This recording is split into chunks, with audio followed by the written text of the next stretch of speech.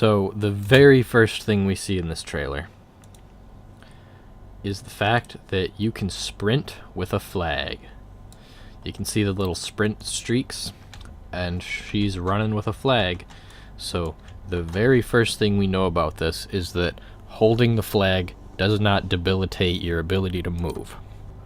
Then the second thing we're introduced to is that with the flag you can interact in a fight. Holding the flag does not make you incapable of fighting. We also know that Yubi is pushing for team play. I mean, I guess that should be obvious as it's a reveal trailer for a 4v4 mode, but nonetheless, they're pushing for team play and saying you guys should definitely focus on this. Then we see here that the Kensei has a flag next to a shrine. So that gives us the insight to the dynamic here that we want to push defending shrines. So that gives us the insight here that we want to push for defending shrines because it does take a while to drop a flag down and we can't interrupt it. And here we have a nice glimpse at a peacekeeper on a flag. Just out of screen here we have a flag. And then here we have a conqueror fighting her for the flag. This gives us insight to the fact that it does take a while to pick up a flag. It'll probably be a capture zone the same as a boost is. And here we have a Valkyrie going for a block off of an attacking raider with a flag. So the insight here is that you can fully perform combat with a flag. And then we get this nice 2-3 second trailer here of Ubisoft's intro. Let's skip forward a bit. Let's skip ahead. We've got the team fight here. We got the Valkyrie doing some sweet jukes here on this raider. Let's watch that in slow-mo as the raider fails to tackle. And then we got some dope team play coming in where this gladiator's gonna zone spam this Valkyrie. Here's something interesting, is we see our first shrine. This is the defense shrine with a little offering on it.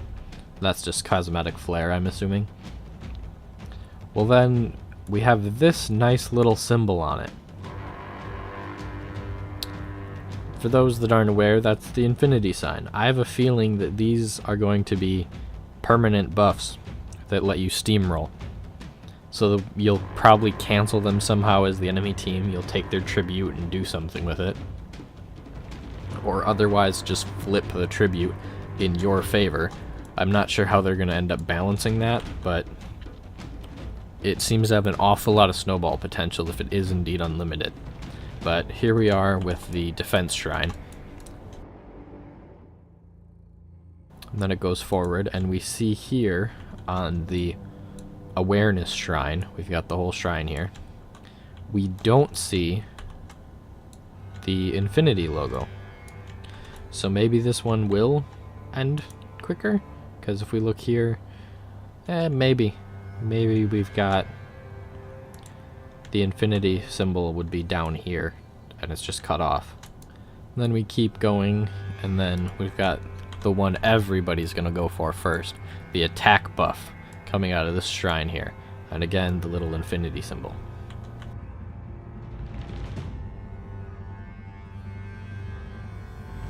Here we go with our first plant. We watched the full animation of how long it takes to drop a flag down. Looks to be maybe 2 seconds. Here's the Kensei with his attack buff going on. As we can see, there is a visual to having a buff. So you won't be surprised over the fact that suddenly a berserker hits you for 120 damage. And here's the same thing again. We have the defense buff on the shoulders, as well as the defense shrine shown. And there's the awareness buff.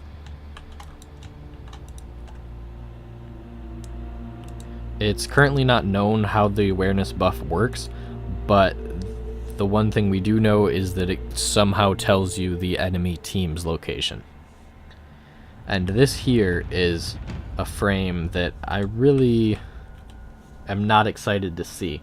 I spent a lot of time on this map looking at it for CTF purposes, and these 3 locations are really unbalanced. I'm not sure how you can place them there and where the spawns will be, because as it stands, the current spawns don't quite match up here from other game modes. You have the spawn circle over here, the little platform there, and you have the cliffside dugout thing down in this area here, and over here you have the worst drawn arrow ever, but you have the little courtyard, which is where another offering is. So I don't know how they're going to end up balancing these spawns so that they work out, because these 3 locations don't match up for runtime from a spawn location. That's something that could easily be fixed though, but it really depends on how Ubisoft's going to handle it.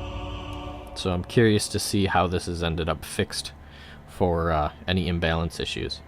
I don't know if they're going to do a halftime thing where it shuffles and restarts, or if it's just a snowball, let's see who wins.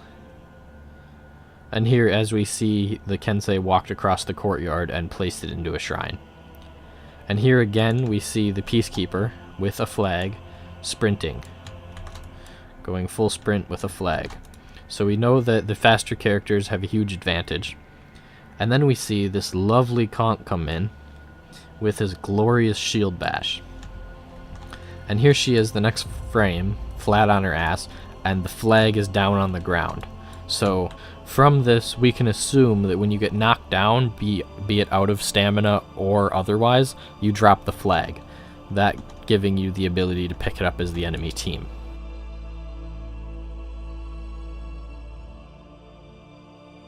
Then we also see the team play here of the flag and the Orochi, with the Orochi looting the flag as the Conqueror holds the Peacekeeper up.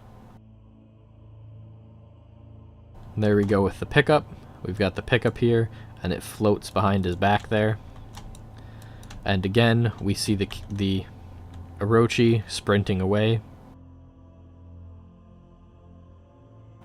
There's the Warlord with the buffs.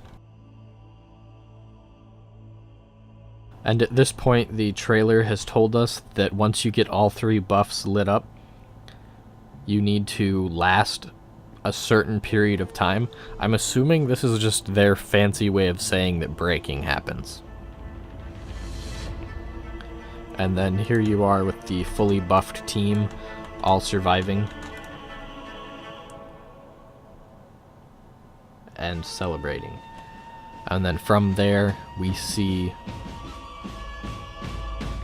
that tomorrow, the day after this reveal, we will be given a further look into the game mode on the Warriors Den stream. So my personal hope is that we will be seeing a full match of Tribute being played tomorrow on the Warriors Den stream. I'm personally excited to see that. I don't know if we will, but that's what I'm hoping for. And then there is something I want to add. There's this nice little notice in the bottom right corner of this entire trailer that it is a work in progress and everything is subject to change. However, being that it's taken this long to get Warlord nerfs, I don't think it's actually that subject to change. But with that said, it is going to be up on the PTS, so they are going to at least test it and see if we like it or not. So they may implement changes, they may not. But as it currently stands, this entire video is purely speculation based on one work-in-progress video, and anything herein can be changed. Such is the way of analyzing trailers and marketing material. So for those of you who sat through this excruciatingly long video of mine, I really appreciate it. If you want to give me a thumbs up if you enjoyed this content, that would be great. If you want to share it around, that'd be even better. And for those of you with your own thoughts, please leave them down in the comments. I do read them, and I'll try and get back to you as well. So with that, what do you guys think? And I hope you guys have a great day, and I will see you on the battlefield.